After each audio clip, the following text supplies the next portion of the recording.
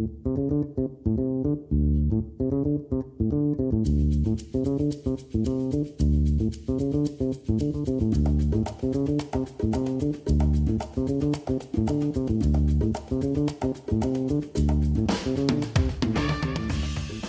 to episode 6 of Sullying the Lad. This week we have a very special guest on, Nathan Raab of Pointless Plants. He'll be discussing business startups, the big picture, flying by the seat of his pants, the environment and much more. We hope you enjoy it. Thanks for listening. So welcome to episode 6 of Sullying the Lad. This week featuring a special star guest, Nathan Raab of Pointless Plants. How are you? I'm good. Thank you for having me. I feel very honoured. Our whole 5 listeners. Very privileged. Been anticipating this one. That's including me and you. Yeah. That's good. Well, I wouldn't expect much, but I'll give what I've got. And then... You've got loads to tap into. I've only heard good things about you. Chris has been proper bigging you up, so... Yeah, don't let me down, Nath. Me and Chris have about half an hour every month, so... we'll see what we'll do with this hour session, shall we? Sure, there we go. So no pressure. Let's get into it.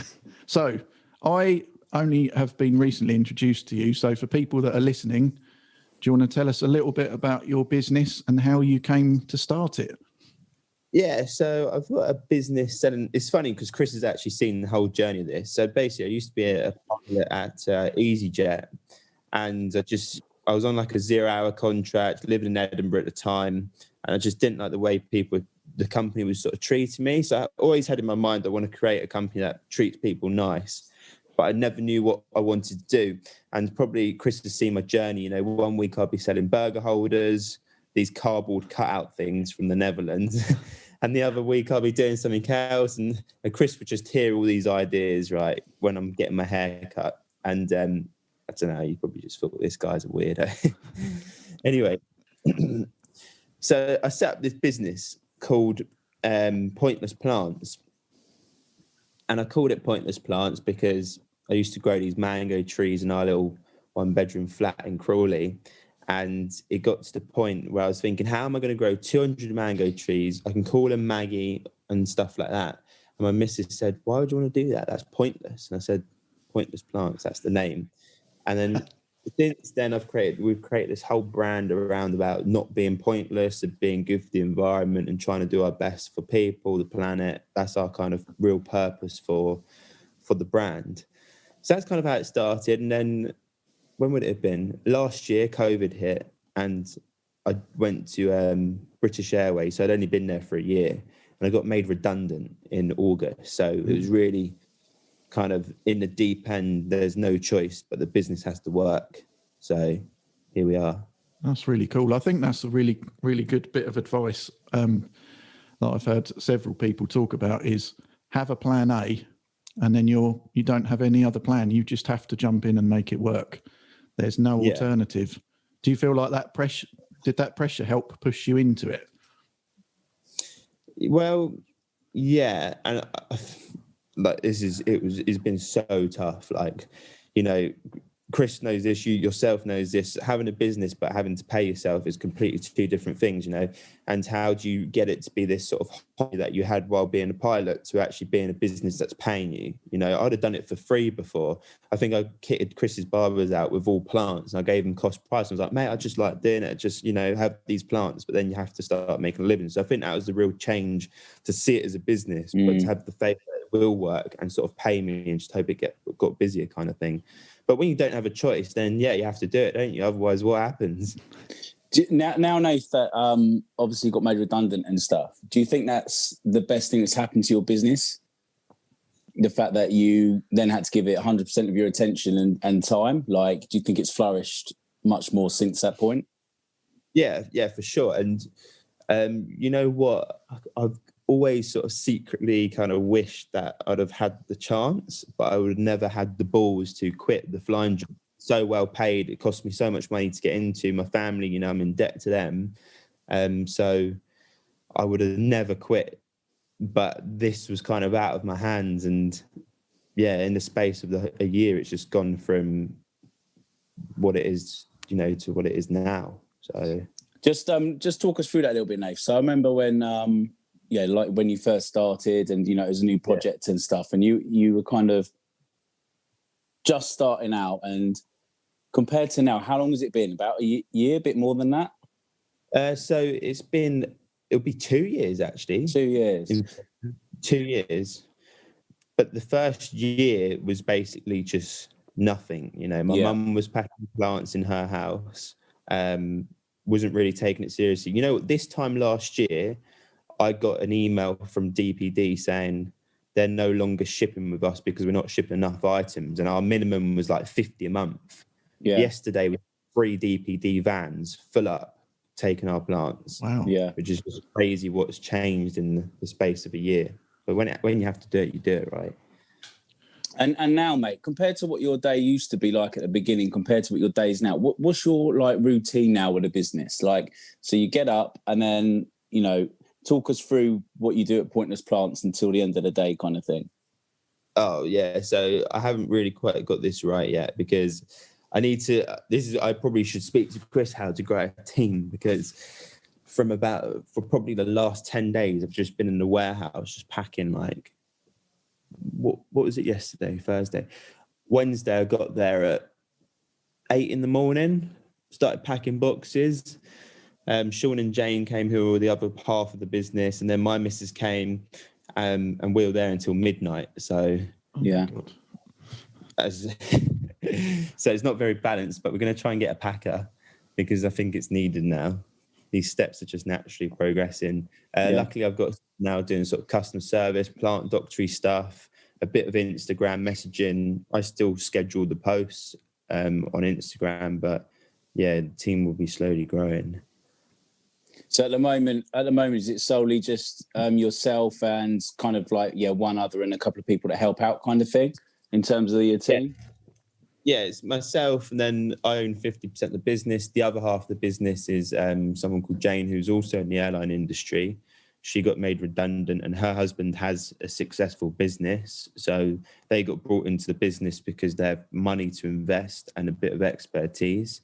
And then our partners, basically, as well as one other person who's our plant doctor. And then we have, a company to do a bit of PR, SEO for the website. So very small team. Yeah.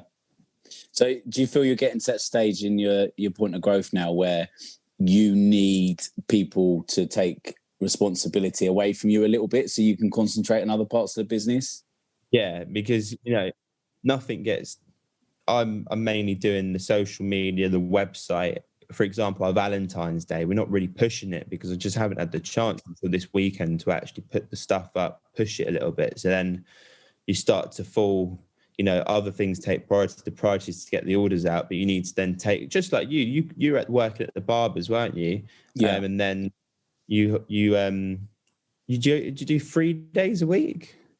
I do 4, but then since pandemic hit, I went back to 5. But that balance is hard to get. I was kind of getting on top of it. I feel I was at a stage where I just worked in the business and wasn't working on the business enough. And the team was getting to a size where I needed to start stepping back to make it push on to that next level. We still need to get another shop. We really, really want to work on the academy and get that set up. And there's only so much time in a day. You just have to let go of responsibility a little bit. And when you're working there, it feels like you're working so many hours that you haven't got anything else to do. And it almost feels like you're just in this fog and you're fighting the fire, doesn't it? And then that's when you need to it's quite counterintuitive to actually just take the step back and then get other people in. Yeah. And also letting go, because it's your baby, right? You've grown it, you've created it, and then it's right, I kind of need to give someone else that responsibility and be okay about it. But getting those right people is hard, and growing the team. I think you're only ever going to learn from employment, from not making mistakes, but just being very on top of what you want from that person and holding out for them, because I've let people in the business before and they haven't been the right people. They're nice people. I have no bad things to say about anyone that's worked for us. But you can just tell they weren't the right fit. And so you waste time and money and can damage your brand a little bit. And then you're better off just hanging on. But do you give them a chance, or do you kind of get a gut when someone comes in that they're not right? To be honest, like part of what I really enjoy is trying to not correct things, but grow people. And if I can see some potential, I'll exhaust the situation. And by that, I mean, I will try everything within my power to help them and to make it work for them and us. And then if it doesn't, then we probably need to have a chat. But I don't ever want to give up on people. I want to give people an opportunity. But definitely, I think through the interview process and stuff, probably need to be a little bit stricter and have criteria that they have to meet that fits your brand. It's difficult because you also need staff, but you want someone that, like, you have such a strong message, Nath, don't you, with helping the planet, and you want someone that believes the same things as you. Yeah. And just has the same energy and passion, really. And it's hard to come by. I think Nathan, in the business Nathan's in, surely he'd be uniquely qualified to help people grow. What would be your top tips for people that are thinking about starting a business, Nathan? Did you have because me and Chris have spoke before about business plans and long-term goals and short-term goals. Have you kind of mapped all that out? Did you have the idea of, I'm going to start this business, then I'm going to have a team of 3 people, then a team of 10 people? And do you have a timeline for all that? No, see, so this is, I guess it's my strength, or I guess it's my weakness. I kind of see the vision, the big picture of what I'm literally thinking, I want the world, I want the whole plant industry, which is worth like £30 billion, to not use plastic, to not use peat soil. And then the bit in between is the bit where I'm like, okay, I don't know how I'm going to do it, but I just have the big picture, which is quite hard. I'm really not a planner or an organizer. I really struggle with that. And I've learned having the business is definitely my downfall. So what I do is I just try and take a step every day and just hope that I'll get to the end at some point. That's good. So you're like the Steve Jobs of your business. You're the visionary guy saying, make this happen. Yeah. Yeah, I don't know if I compare myself to one of them, but we'll see if it works in 10 years' time. Then maybe people will be calling me just like Steve Jobs, or some people will be saying loser. You might have a film made about you one day. You never know. So, well, if I can change the plant industry, then maybe it'll be worthy of a film. But yeah, I don't really have a business plan. The best I do is just work out the costs of our products and how much profit we're making. That is the only plan I have. But so what's Chris was telling me that you've got some quite high profile clients now. Can you tell us about that? Yeah, so one of our sort of a strategy that's just happened is kind of influence and marketing on Instagram. Chris has seen this. Every time I go into the barbers, I'm like, oh, Chris, guess how many followers? Anyway, we're at about 120,000 followers. Wow. And this has really only started to work within the last year. A friend of mine who's a pilot at BA, he's a guy called Adam Kelly. Hope he doesn't mind if I say his name. I flew with him and I was like, we're just talking. What does your missus do? Blah, blah. So my missus is an influencer. And I was like, okay, cool. She's called the London Payday Girl. And I was like, oh, wicked. Anyway, got made redundant, messaged him and said, do you remember? I remember talking to you about your missus being an influencer. So sent them plants, she posted, and then it just kept going on. And then we've given loads of Made in Chelsea people plants, The Only Way is Essex, done people like Myling Class. Who else? We were featured in, Hello Magazine, for Binky Felstead, Jamie Lang. Just giving plants loads and loads and loads of people. And that's kind of really helped us build our following and just respect, really. That's awesome. Yes. So would you advise businesses, have you given those products away? So would you advise businesses to promote themselves through that way? Yeah. So it's such a strange thing, because when we do this, people message us like, oh, you should be giving the NHS free plants, not these influencers who can afford it. And that's right. We have given NHS a few free plants, one of the hospitals, but it's just an exchange of energy, right? These guys, influencers, work harder than anyone. If you want to see anyone working hard on Instagram, look at an influencer. They're working harder than absolutely anyone. So I don't know why people don't respect it. Maybe it's this whole image of, oh, they've just been on Love Island, got 2 million followers. But they work so hard, the content they post. You know what it's like, guys, when you can't be bothered to post content, and then you go on your Instagram, like you look at an influencer and they've got like, tons of stories every single day. Like that is hard work. So they deserve their platform. They deserve their audience. So if they want plants, we give them the plants for free. They post it. It's helping us. It pays for itself. They're getting, that's the exchange. Instead of giving them money, we're giving them plants because that's what they want. And I think that's almost like what a new currency is. You find somebody else who's got something you want and you give them what they want. It's just an exchange. It's not like a money. It's just an exchange of whatever you need. I think that's quite a nice marketplace, no? Yeah. It's a nice thing to do, but you don't actually have to use money. Like you help me and I help you. Like it's the way the world should be, really. Your Instagram obviously has been huge for the development of the business and stuff. When was that point where it really started taking off on Instagram? How early into your 2 years would you say you start to see huge leaps in growth and followers? I think I got asked this question last week, actually, and I've really thought about it. I think when we reached the first 1,000 followers, so basically it took us 4 months to reach 1,000 followers. And what I remember, Chris helped me out because he said, "Oh, get this app called Captivate." And he used to follow people, unfollow people automatically, didn't it? Do you remember that, Chris? Yeah. It used to work, brilliant. Now nothing works like that, does it? It's just all hard work. So he said, use that. I copied hashtags from what other people are using, posted 3 times a day, and then it took us a month to get 1,000 followers.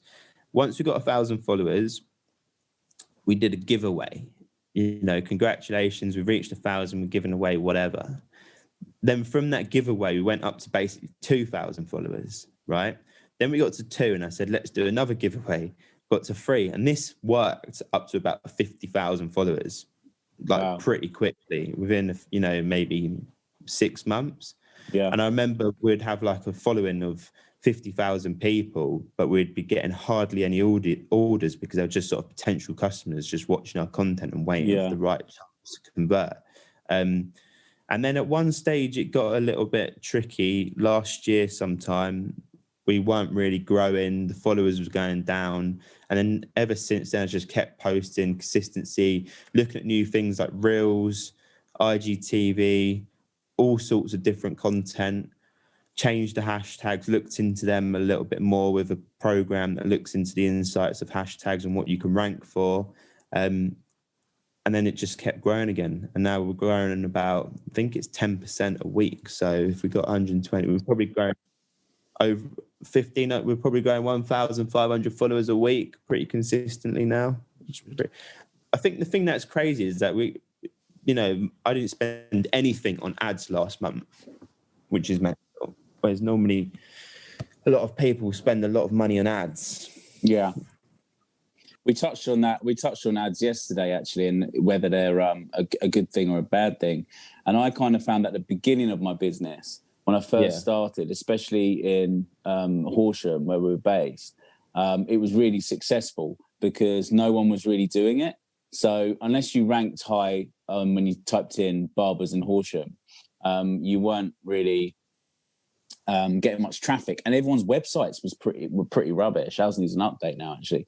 But because our website was pretty clean looking and we were a new shop, like, ads really worked well at the early stages just to get us a bit of traffic and help grow our business and our clientele. But I think as you get bigger, you just have to spend so much on ads. And I'm not sure if the return is, worth it. Sometimes it depends what ads you use. Mostly I use Google. I imagine that you use Instagram quite a lot because that's where you have a lot of following. Yeah. Have you looked at the analytics and stuff? Like, have you had successes? Yeah, so we probably haven't given it enough time, but it's one of these things where we're quite busy anyway, and we really need to expand, you know, to try and keep up with demand. So, and you know what? I'm so in two minds. Is probably why I'm stuttering, because I don't know whether it's, when do you become a company where it's quite cool you don't advertise? Yeah, like, You know what I mean? Like, if everyone's advertising, fighting for your attention, do you fight with them, or do you take a step back and go, look, like, when have you ever seen Patagonia advertised? Do you see them pop up on Instagram? So then I kind of think maybe we should go down this route of being this brand that's quite, you know, would rather spend the money on investing in the planet, doing the right thing.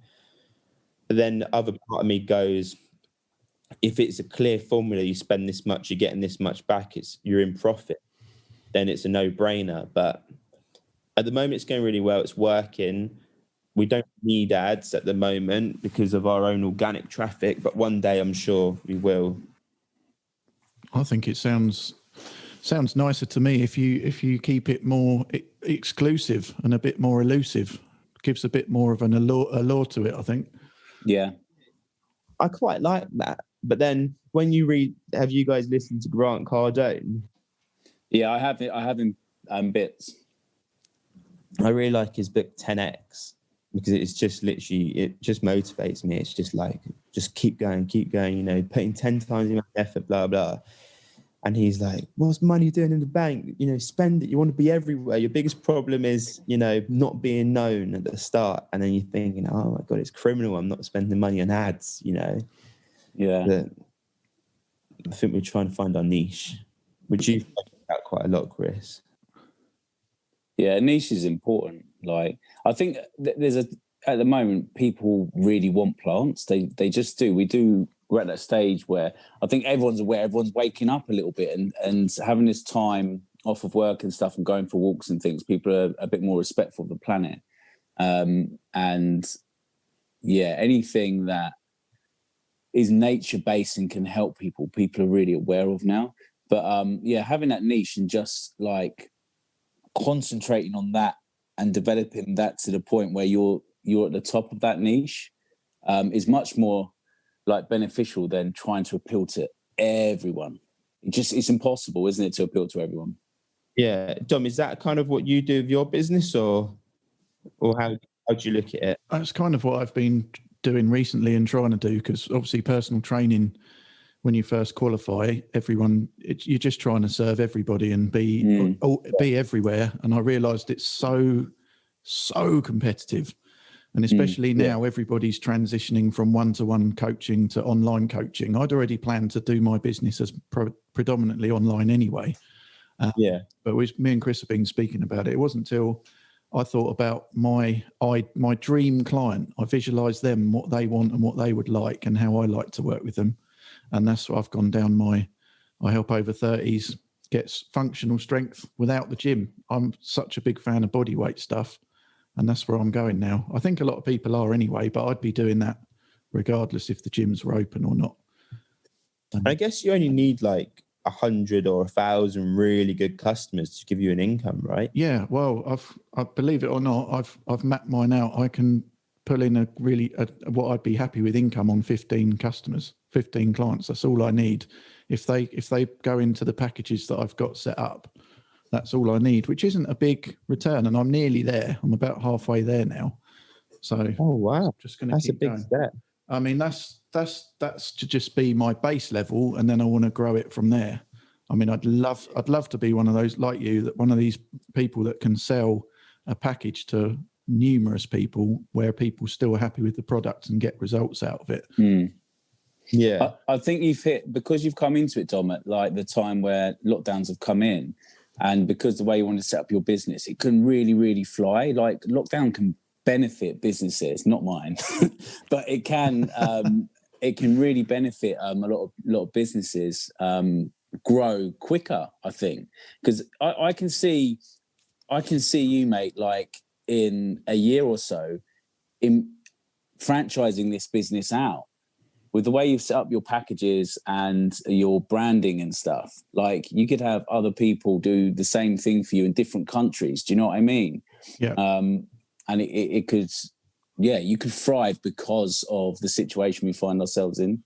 That would be really cool. That's what I'd love to do ultimately. I mean, have you found your business has evolved, Nathan, in terms of you just setting out? Have you got would you like to do that? Have international pointless plants and have warehouses in Europe and America and beyond? Is that something you could see yourself doing?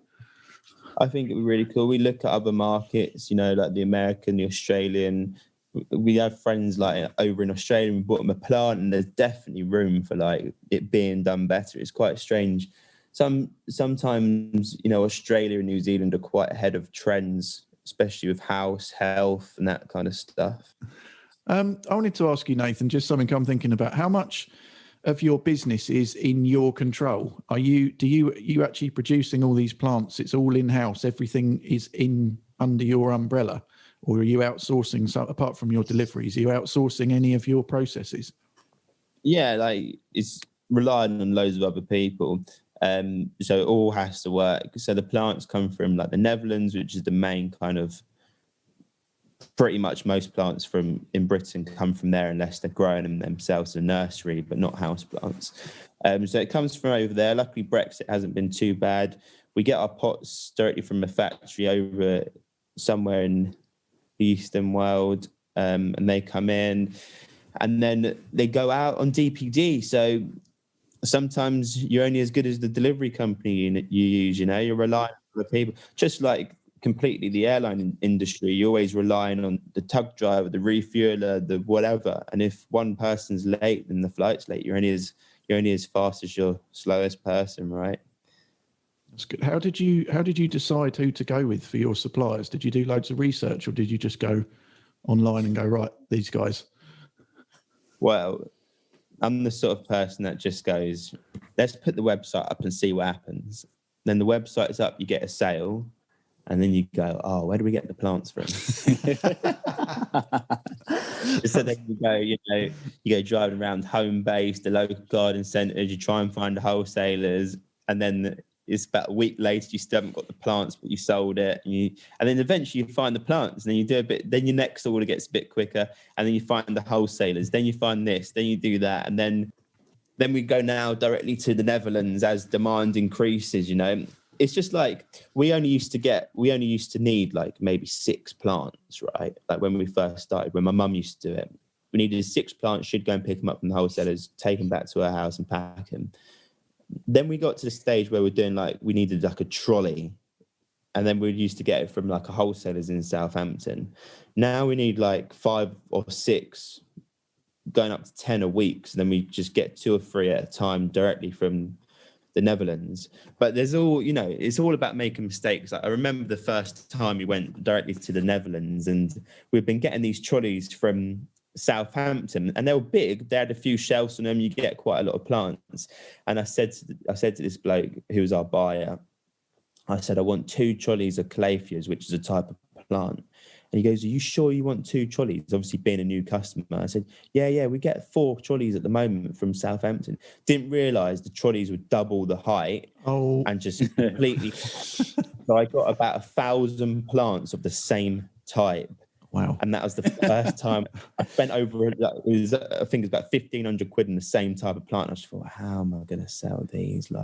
So everyone, you got to make mistakes. That you can plan to a certain degree, but until you do it, you don't realize, you don't even know what you're planning until you're doing it. Yeah. Right. I think that's a really good insight, actually, because I think a lot of people look around at everybody else thinking they got their shit together, but actually most people are just fucking winging it and making it up as they're going along, which is a good thing, Yeah. You get stuck at the planning, don't you? Like, Dom, if you had planned all your packages and how many customers you need, do you know what I mean? There's at some stage you've got to get up and do it, right? Because you're not just going to get it by not doing anything. And this is what I see in a lot of people. They don't know what to do, so they do nothing. You got to do something. You don't know what to do, you do something. It doesn't, even when I didn't know what to do, what business-wise, I went over to the Netherlands and found a cardboard box company that sold burger holders. I did all sorts of silly stuff, but you just learn so much through it. Yeah. And I think people have this thing of being judged. Like when I go into the barbers and I tell Chris about this new idea, and I've been to Netherlands because I've got burger holders, and then I tell him about a new idea the next month, paper straws, and I tell him another idea. some people probably thinking he's, I wonder what he's thinking about me. And I was as well. But I know one day I'll find the right thing. And then that was my journey to there. I'm not worried if he's judging me, So the ego, what's all that about? I'm just trying to get to where I want to be. Yeah, no one wakes up like great, do they? Like the only way to learn is through mistakes. And that is, and when you start your own business, you can't be afraid to make mistakes or you won't get going. You've just got to make them. And then you soon learn that actually mistakes are going to teach you much more than anything else. We're in business. And even if it's a big one and it's financial and it costs you a lot of money, you learn so much and you'll look back on it and think, well, I am where I am today because I did that. Like, so you've got to be thankful as well, haven't you, for the, your journey and how you get there. But you like whack the nail on the head there. Like, it's all part of our journey. Like, no one wakes up and thinks, right, I've done everything, I've accomplished everything, or I'm amazing at this. Like, a lot of people that are training with us in the shop are like, I'm never going to do it. I'm like, well, that isn't the attitude, but you're not going to tomorrow going to be the best barber in the country. That's not going to happen. This is part of your journey. You have to learn like from your mistakes and get better. And that's what it's all about. You've got to enjoy it, haven't you? You've got to embrace it. We really have an instant world, an instant gratification, instant success. It just doesn't exist. It looks like, have you seen, the body coach, Joe Wick? Yeah. He's like, this wasn't an overnight success because everyone was calling him that. He said, I turned up at the park with all my equipment. No one turned up. It's so true, isn't it? Sitting here listening, I just thought it would be pretty boring if you woke up and went, I got this idea and that was the idea that stuck. Because what else are you going to do? You want to keep coming up with ideas and developing and growing and trying new things. That's all part of the experiment. Sometimes it's so tough. It's like, I just feel like I'm drowning, It is tough. I said, are you feeling that at any stage, like quite early into your business, that you're a little bit overwhelmed sometimes? 1,000%. Yeah. Because I'm following this. I've signed up for this course that is run by this PT coach called Jay Alderton, and he coaches PTs how to grow their business successfully. Yeah. And I'm looking at it going, fuck me. There's so much to do. There's so many avenues. Yeah. And I'm like, I can't do all this at one go. So I'm trying to just put it down into bite-sized pieces. And that's what I wanted to ask both of you.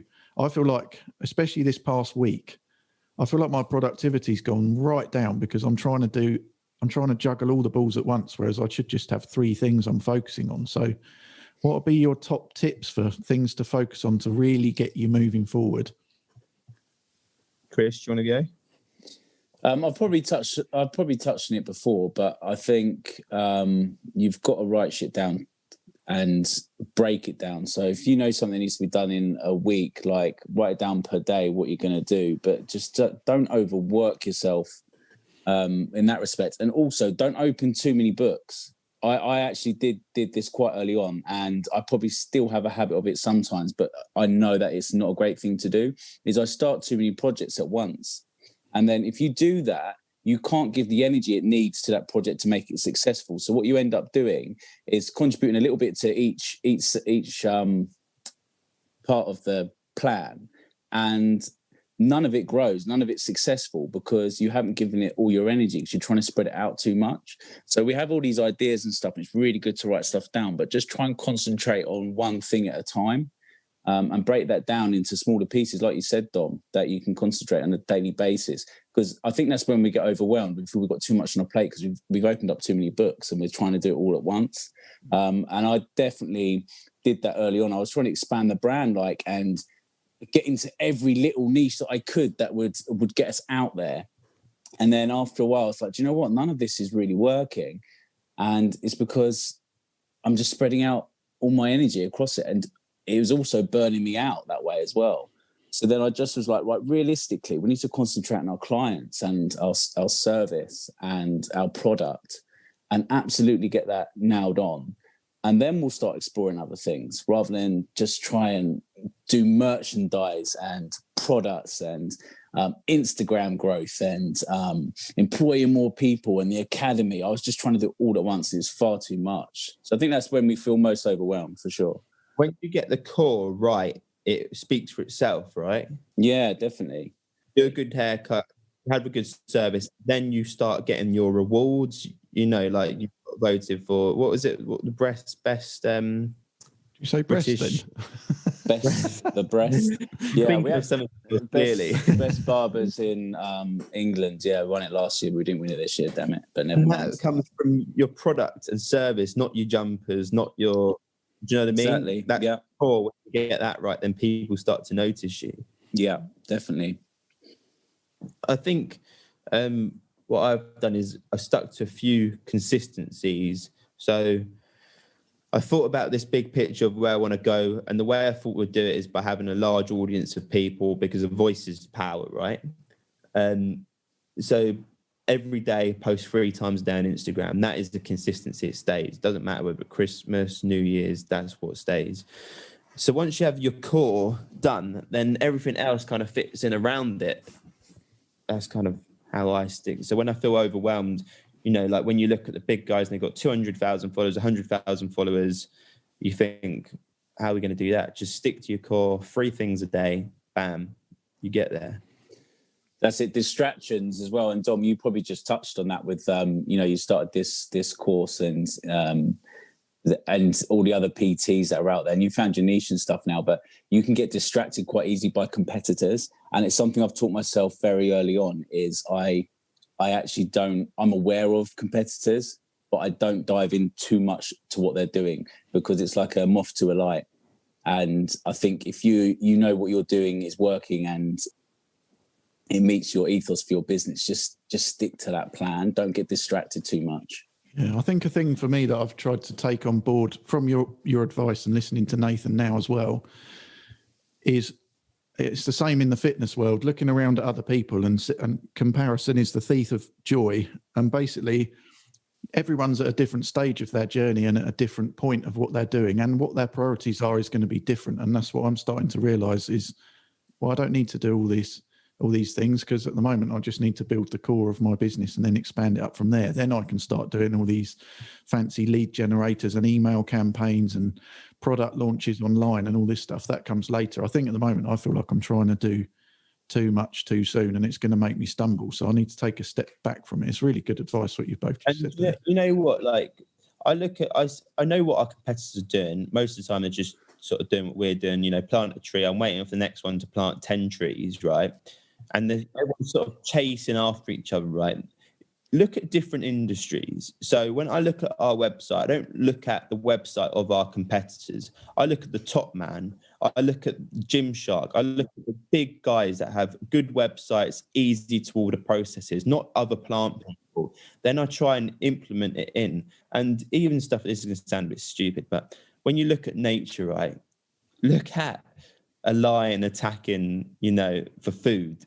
And they attack from every angle, and the way they attack to get their prey, then you start thinking, right, we're trying to get our prey. What angles are we going to have to go from? Nature, just look outside, look at nature, watch David Attenborough, and it will explain every business process, every life process, most simple form. It's not hard. Amazing. I always try and do that with the fitness thing, because I always look at spiders.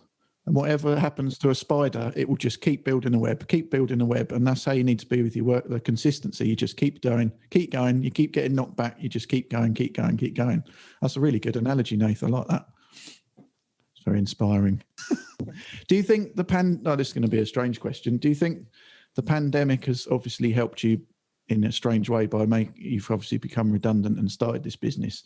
But I was just thinking, at the start of the pandemic, it occurred to me how everyone's suddenly become aware that their fitness is really important, which is nice, but also the environmental impact it's had on the planet. Do you think you've benefited from people, like you say, being aware about plants? And especially I wanted to talk to you about the peat issue, because I've seen a program about that before and I didn't realize how devastating that is.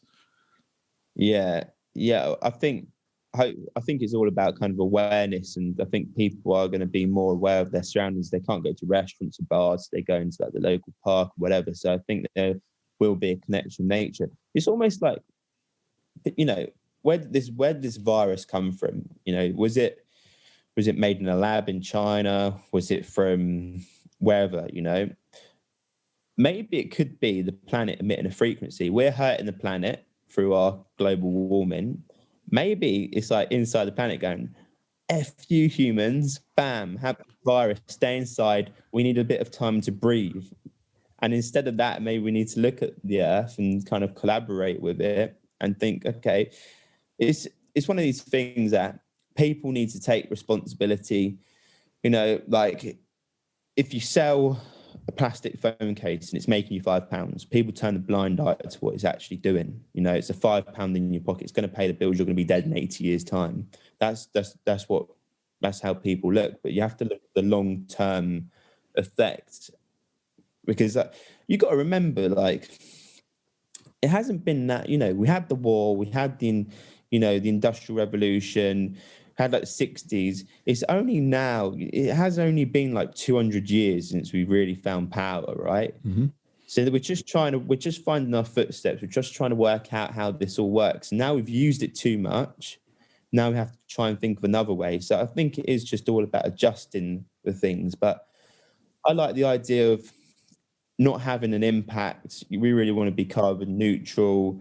I want our packaging to go back into the ground and have this complete cycle with Earth. You know, when you look at, like I said before, look at animals.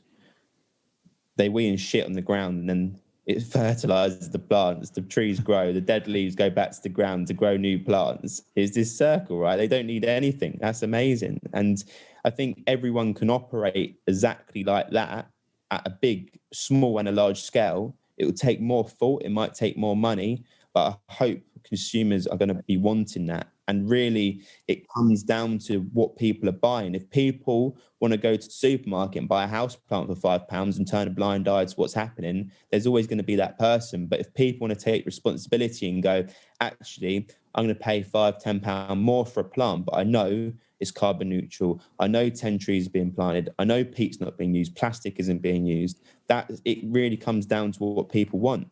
And it's tricky because businesses just follow what people want. So the people have to change first. But then people go, well, if I buy one from the supermarket and somebody else doesn't, then it's not going to change. So I might as well just buy from the supermarket. And then it comes to that quote, 1 billion people said, I'm just going to use one plastic straw. It's 1 billion straws. So just comes down to responsibility, taking accountability, which I don't know whether people will do, because you've only got to look at the health system, not COVID, but the amount of people that smoke, the amount of people that eat rubbish, don't look after their health, just blame it on the NHS, the government, and not take responsibility for themselves. So that's a massive one. I get absolutely sick of that. Everyone's just like, oh, it's the government. Well, no, it's not, because you're in charge of your weight, how you look after yourself, how you conduct yourself, and how you relate to everybody and how you relate to the planet. I don't understand why people don't. I don't know if it's inherent in our society and culture now that people don't want to take responsibility for their own actions. I don't know why. What's the answer though, Dom? What would you say the solution is? The answer? Education and enlightening people. I think social media could take a lot more responsibility in terms of enlightening and educating and spreading a positive message. And at the moment, it's being used, unfortunately, mostly to send negative messages and for corporations. At the end of the day, I know you said about people having a choice in what they're buying, but I also think businesses need to take responsibility, especially the big guys, because they have such an influence on society.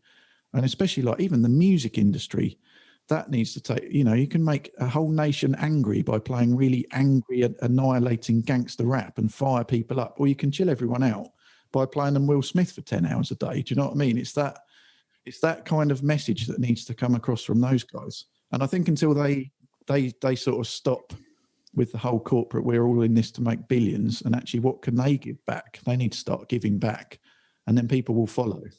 I feel like little by little, it's beginning to turn for the better in terms of younger generations. I think that's how it's going to change. Unfortunately, people have been on this planet for a reasonable amount of time and have treated it the way they have, and have, 40, 50, 60 years of stuff they've learned and the way they've behaved. It's very hard to change those habits at that stage in their life. But the younger generations that are coming through I think are becoming a lot more aware of the problems in the planet. I mean, just look at Greta, and how strong her voice has been. But it's such a long process. But you're right, Dom, like media has such a responsibility. If they just put it out there as a really strong message, this is how we should behave, like people will behave like that. You can tell by like lockdowns, like stay in your bloody house, everyone is. Yeah. And, not everyone, but like for the most part, people are trying to help us get through this. And I think, the media have such a strong part to play in trying to get us behaving the right way to protect our environment and our futures.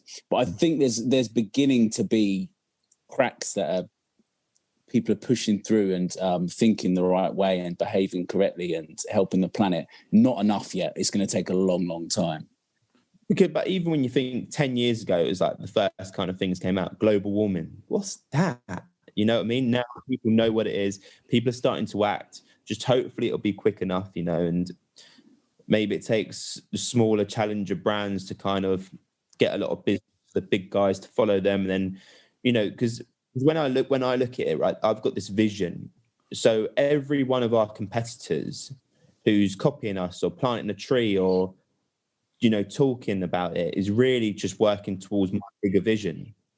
And we can't do it ourselves. So if another brand wants to go, okay, we're going to plant 10 trees as well, I don't see that as competing. I see that as helping towards a vision of the greater good for the people. That's good. You're all rowing in the same direction then. Yeah, exactly. And that's what we need to do, because at the moment we just bicker and fight about politics. And if it wasn't for Brexit, we could maybe create a spaceship to go to some other planet. We need to look after this one. Tom, when you do meal plans and look at nutrition and stuff like that, do you look at sourcing or suggesting where they should buy their foods, to help things out? I don't, and I should really, but again, I think it's supply and demand, because all the stuff that you really should be eating, like the proper, decent, organic, free-range meat and vegetables, it's expensive. But if everyone then pushed to change towards that, it would mean the manufacturing and that would come down because of supply. Yeah, if the demand was higher. Yeah, you should. I mean, I should really. Organic should just be the standard, just like how high definition is now the standard on the telly, shouldn't it? Yeah. I'd also, I don't want to get too deep into it, but I also think, like, when we were kids, you just ate from your local farms, and in the supermarket you just had stuff that was in season, and that's what you had.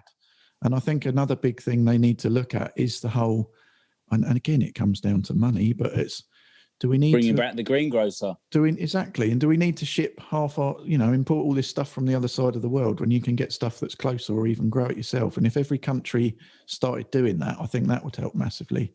Yeah.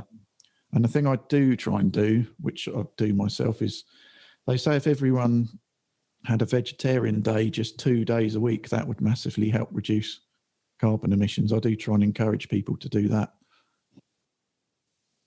I just love food, whether it's like meat or veg. I would easily do that. I heard you like meat and veg a bit too much. I don't like cauliflower, actually. Cauliflower can do one. I don't like it. You know what the best thing I've tried that's like been vegan? Yeah, go on. Wagamamas do sticky barbecue ribs, and they're like vegan ones. What are they made of? Soy? They're like, I don't know what it is. It's like like tofu, but the texture's brilliant. The taste is amazing. There's no bone in it. It is just, oh mate, it's amazing. I've tried going vegan before, but I think we did it in the wrong way. We kind of bought a vegan cookbook. That was the most complicated thing ever. And after about a week, we're just sick of it. Whereas if you just look at what meals you normally have and substitute, the meat for corn or veggies, it's a lot easier. But we were making omelets out of like some strange starch, nutritional yeast, and it just tasted horrible. There has to be a balance anyway. If everyone went full vegan and no one was eating meat, then there'd be far too many animals, and that creates far too much methane. And that would all about balance, isn't it? Like getting it right. That's not if you release some lions; they'll soon sort that out. But look, on David Attenborough, right? The big D, we call him, David Attenborough. The big D. It's our way to get attention. Maybe Dave Attenborough will be like, I don't want to be called that, but then it's a conversation. You look at animals, okay? Some animals eat the trees, some eat the grass, some eat the meat, but there aren't a billion lions and no other animals, which is basically all humans being meat eaters. There has to be an ecosystem. You know, some people take the berries, some people take this, some people take that, some people take the meat. It has to be a balance. So going forward, what's your long vision from here? Now you've got your business established. I'd also like to quickly ask you before we wrap things up about your revenue growth, without obviously going into actual figures, but how it went up and when were your peaks and troughs and how you got through them. So let's focus on that question first. So plants can be quite seasonal. So the main time most people like to get into the plant mood is between Mother's Day and Father's Day, we say, which is like, that's the busiest time. Summer can sometimes hit off a little bit, but it's all about keeping fresh products, fresh ideas. You know, when the plants aren't working, maybe the pots might, maybe candles, crystals or whatever, some gifts all year round. So it's about pushing other things and just learning about the business. To put into perspective how much we've grown, this time last January, I think we had 10 orders. Probably 10 orders, maybe less than that, 8. This month in January, we've had just under 1,000 orders. Oh, wow. So it's growing. The first year we had about 250 orders. We did that on Friday. Oh, wow. So you're now doing what you were doing in a year in one day. That's insane. Yeah, basically. Do your fingers get sore, Nate, from packing so much? Oh, mate, they're so dry and they're just cut. I just feel, honestly, today is like the first day I haven't packed for like 2 weeks, and I just feel like a bit broken. And even today, I'll go to my house, give it a tidy up because it looks like a bomb site. But I like it. Things happen naturally, right? And now this is the time saying to me, you're busy enough, get a team. Whereas before it's kind of hit and miss. Are we busy enough? What if they're not doing anything? Are we going to be paying? Now it's like, okay, you're busy enough. You've got the money. Now it's the right time. And we're interviewing someone today. And so, amazing. Yeah. Do you think if you hadn't come at it from being a pilot, your business wouldn't have been able to fly? your puns today. So it's just getting worse, isn't it? Sorry. How do you, is that a question? Or you think these are off the cuff? He's got written down these little puns. I've got nothing written down today. There's no puns. Have you not? No, they're all off. This is all just we're all just flying by the seat of our pants today. We're all just flying. I'm going to stop. How do you mute myself? I just need to mute myself. Don't I? Yeah. What was the other question you said? What would be, where are you going from here? Now this is your kind of your base level. Where do you see? I want to try and, for the listeners, just try and get some of your business now. So there's some top like golden nuggets in. I mean, you've said loads already, but just to close out, what would be some of your golden nuggets for people that are in business that might need some clarity and a bit of sense of direction? How do you get that? And where are you going? And what would be your top tips for those people? So I read a good book, listened to a good book. Start with Why. Have you listened to that? Yeah, I've got it. Yeah. Brilliant book. And that kind of changed the way I thought about Pointless Plants. I probably listened to it, about 2 months into actually having the business. Simon Sinek. I'll get it. Let me see if I've got it in a cupboard. So this vision of creating a better world, right? That is my why. That is why I get up. Yeah, Simon Sinek. Sorry. Yeah, he's brilliant, isn't he? He's so interesting. But so if you get out of bed and say pack 100 boxes, it's like, I can't do that. It's too long.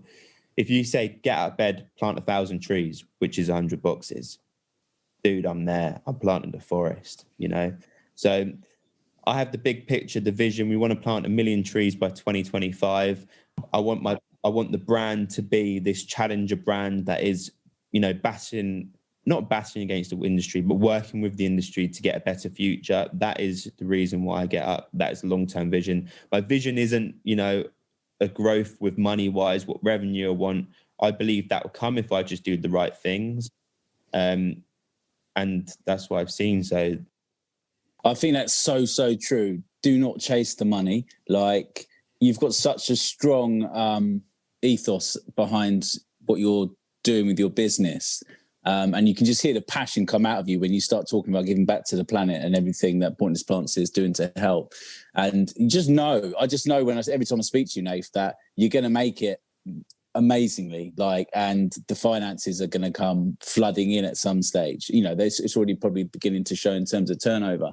But the same with you as well, Dom, that we've discussed previously, that the main point to your business is that you really want to help people grow and be happy with themselves. And it's important to work out and look after our health. And I think if you have a really, really strong message and you're really good at delivering it and you're passionate about it, and that's why you get up, then you don't have to worry too much about the finances. Yes, you have to keep on top of numbers and stuff, but that's not your main focus for your business. It's such a paramount thing when you're thinking of what to set up. If you're a startup business, what are you passionate about? And, that's not money focused, really. And do you know what, Dom? When you see these bigger companies and other companies going, we really care about people, we love our customers and all this sort of stuff. And then they, and they're buying a Hoover from you, for example, and then they can only come to you about the Hoover, right? Yeah. So how much do they really care about the people if they're not interested in anything else other than the Hoover? Whereas Pointless Plants, we're saying, we love people. We want to help the planet, help people. If you're feeling a bit lonely, come to us. Message us. We've got WhatsApp. It's a plant doctor. She can help you out. She's a friend. We're here to connect with you. And I think maybe if you look at people, not just from exercise, nutrition, but, people buy from their friends. I drive up to Horsham. It's 50 minutes away to get my hair cut because Chris is my mate and I want to give him my money. So I'd look at the whole holistic, the package. Yeah, I think that's a really good tip. That's definitely something that I try and do is, I just want to focus on helping people and imparting my experience and knowledge onto them so they can stand on their own 2 feet and grow and develop themselves. Again, which is something me and Chris have spoke about. And exercise isn't just exercise. It's about how you feel, your mood, your stress levels, it's just such a big picture. I really think exercise is the seed to a good life, isn't it?